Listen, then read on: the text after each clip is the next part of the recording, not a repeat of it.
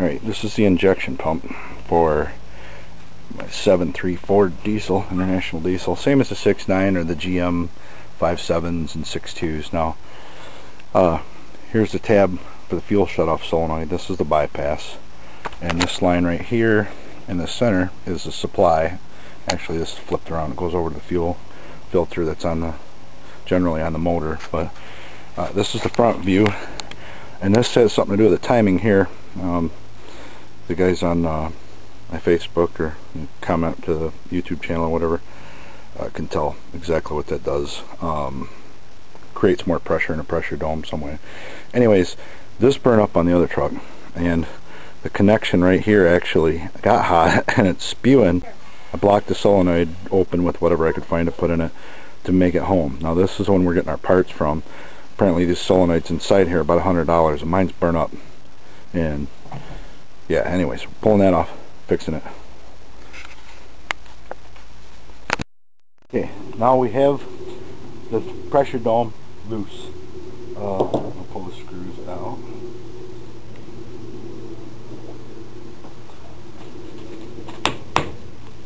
A little O-ring under here. Okay. This is the solenoid. See if I can back off the shot a little bit. Oh no, nope. You'll see that I wedged some stuff right here in the other one to hold it open, but when I turned the key off, the truck wouldn't die. But it got me home anyhow.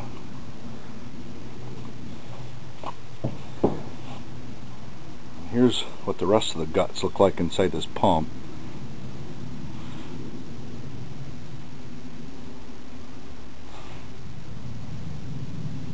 Pretty clean. Keeping this pump around. I think that was a spare maybe. And now I'll knock the top off the other one.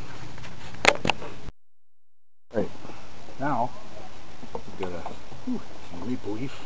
We've got to unhook these electrical connections. One's already undone because it kept blowing fuses because the solenoid burned up. Almost caught the top of the injection pump on fire. Alright, this is a return line.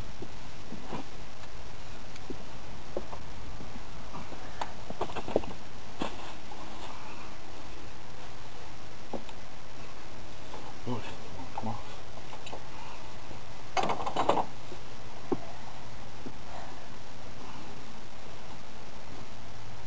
Oh, come off that end.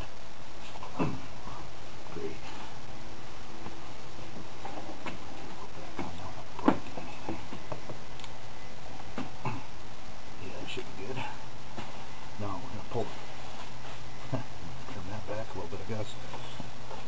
I'm going to pull this.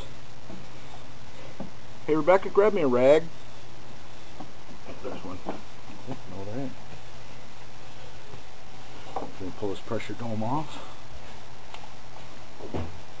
Should be pretty easy. So just had it off on Burton.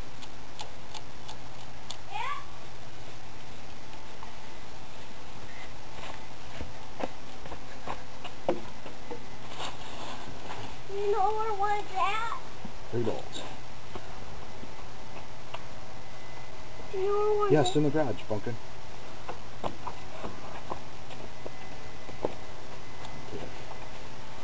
And pull these bolts out. So.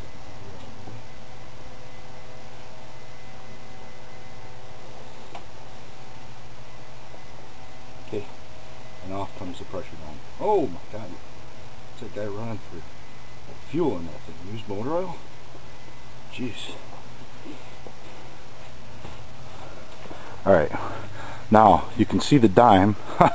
I've got a little cheap Chinese socket and a dime wedged in there, and this is what got me home from Burton.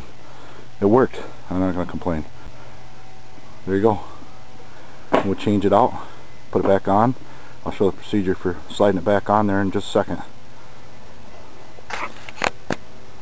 Alright, try again. Alright, I got this little ground strap here that I forgot about. Okay, this is what happens. This solenoid actually moves.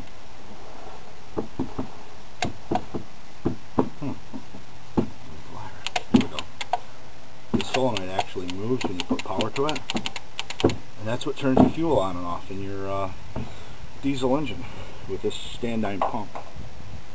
So now we're going to put it back on.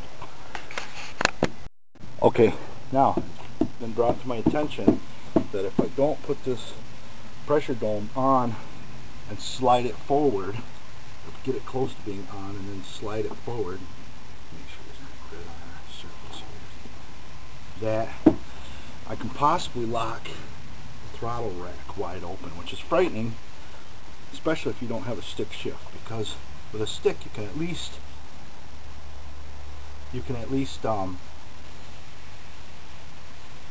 put it in gear, and you know, like 4th gear or something, and you can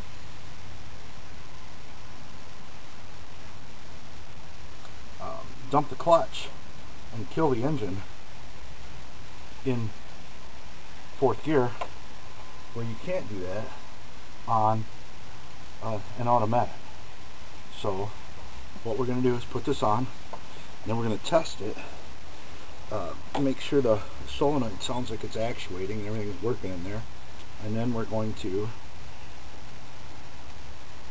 start it and cross our fingers and hope that we don't have anything wedged in there, all kinds of weird sideways, whatever. Oops. We'll get this snug down. I'm going to trim that return line a little bit, and then we'll try to fire it up. It's this isn't very tight.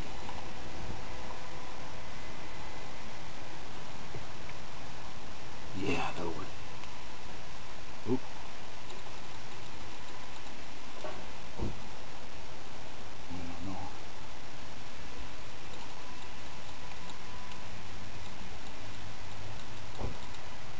Sounds like it's clicking. Yep. We'll cross our fingers now.